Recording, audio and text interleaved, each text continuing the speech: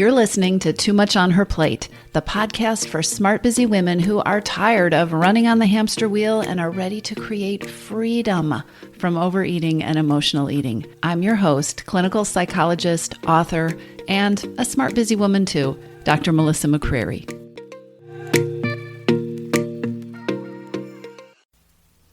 Sometimes a podcast episode just isn't enough. And I realized after recording last week's episode about breaking automatic overeating habits and the importance of transitions that there was some more important stuff to say. Let me tell you first about what happened yesterday. Yesterday, I had a busy day with there were just some important happenings, and I knew at one point in the late morning that I needed to take a break. And so I decided, you know what, I'm going to put my shoes on. I'm going to walk some stuff over to the mailbox that needs to be mailed. I'm going to take a short little walk before I dive into the next thing. Went and put on my shoes. This was about 10 in the morning. And 4:45 that afternoon, I found myself sitting at my desk, still wearing my shoes, never having gotten outside. I absolutely skipped that very intentional, planned out plan for a transition. Let me tell you something else that happened yesterday. Yesterday was a coaching group call for people in the Missing Piece program. Someone in the program who's been really putting her heart into changing her relationship with food said, I'm so frustrated because I keep setting the plan up to stop and pause, take a transition before I eat, and just check in about whether I'm hungry or not. And you know what keeps happening? I keep forgetting to do it. It doesn't even occur to me. I'm just not following through on this thing. We need to talk a little bit more about the problem of skimping on transitions, denying ourselves transitions, and the pause that is absolutely required between activities, and why it is absolutely required, why it is so important. Here's the problem.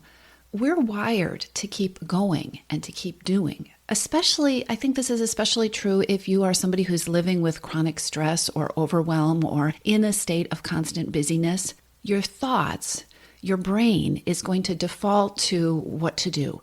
What am I going to do? What should I do? What do I do next? That's going to be the default pathway in your brain. The thing is, doing and being are two very different things. Autopilot doing, which is a lot of what is happening when your brain is saying, okay, what do I do? What do I do? What do I do next? What's the next thing? Autopilot doing is reactive. Often it's a direct response or a reaction to whatever the thing is that's just right in front of you, or to the first thought that jumps into your head, or to the next email that appears in your inbox. It's a reaction. And we often do autopilot doing as a way to avoid feeling, or in an attempt to somehow remedy the feeling or the emotion. And here's where it can get a little bit tricky to explain this, and where your thoughts may push back against what I'm saying, because I know doing can be incredibly productive. Of course it can. Doing is probably how you've achieved so much of the success that you've achieved in your life, right? But doing from a place of not being grounded and not being intentional, that's reactive. Transitions are the places in our day where we have an opportunity. They're the places in our day where we have the opportunity to pause. And when we do that, to check in with ourselves, to actually assess what we need, what we want, and what we feel. And when we know those things, when we can take a pause, when we can actually check in with ourselves and assess what's going on, then we can move forward intentionally and smartly. You can't be intentional or purposeful if you aren't present in the moment and if you're not connected to yourself. And you can't connect with yourself if you're constantly in reaction mode, reacting to whatever life is throwing at you at the moment. Honoring transitions and taking a pause in between things, it's how we get grounded. It's how we know what we're thinking and feeling and needing, whether we're hungry or stressed or tired, or whether we're about to blow a gasket. And knowing these things is the first, absolutely essential step to being able to respond to ourselves, to take care of ourselves, to meet our needs, to make a choice to respond to the situation, the need or the feeling or the desire with something that isn't food. If you're not present, you can't make a choice. If you aren't stopping, and if you're constantly in reaction mode, you aren't present. Transitions are that shift between things. So when you're shifting from one activity to another, or from dealing with one kind of relationship, like being a parent, to having a nice conversation with your spouse, or when you're even shifting from locations, when you're in the car, between activities, going somewhere else, between paces, between being in work mode and coming home to a place where you're going to hopefully relax.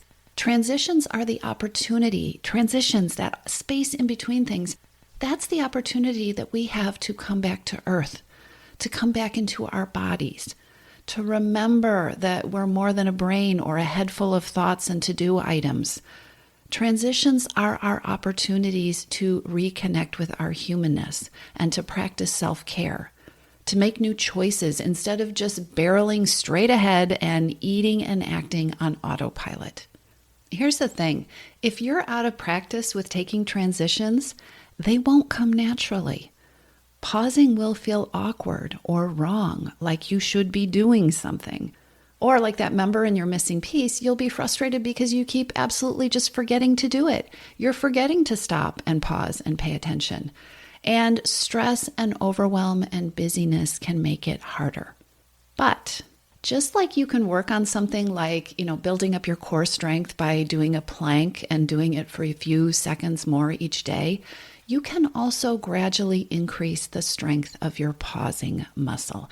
You can gradually increase your ability to create purposeful transitions and then purposeful choices in your life. So, if you recognize yourself in what I'm describing here, it's time to start practicing.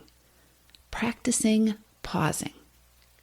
Practicing taking 30 seconds to breathe before you start the next thing. Practicing finishing the one thing, maybe taking the notes you need to take and making the adjustments in your calendar, putting the files away before you dive into the next thing. Practicing placing a teeny tiny bit of extra space, 5 extra minutes between the things in your calendar. Practicing noticing when you're transitioning between activities and noticing which transitions feel good and which don't, and noticing the transitions where you tend to mindlessly grab something to eat. And asking yourself in those moments when you actually remember to pause, because remember, you won't do it all the time because that muscle is weak, asking yourself, what do I know about what I'm feeling? What do I know about what I'm needing? What do I know about what I'm wanting? Transforming your relationship with food and creating freedom from overeating and emotional eating require your presence. It is absolutely time to up your pause game. Okay? And if you want help and you want coaching to shift out of overload and overwhelm and overeating, then I strongly recommend you check out the Missing Piece program, because that's where we work together, where I help members shift your mindset, ditch the diet and deprivation thinking, and actually create the strategies that fit you that will lead to lasting change. Start small. Acknowledge if your muscles are weak. Know that any teeny tiny bit of practice is going to make them stronger. Up your pause game. You can start right now. Go pause. Honor the transition between listening to this and moving on with the rest of your day. I'll talk to you soon. If you like what you've heard, subscribe to the Too Much on Her Plate podcast and take 30 seconds to leave a review. If you're ready to tackle your hidden hungers, then come on over to toomuchonherplate.com. That's 2TOO muchonherplate.com and take the Hidden Hungers quiz. It's free, and not only will you be able to pinpoint your best place to start, you'll get the resources you need to take your next best step.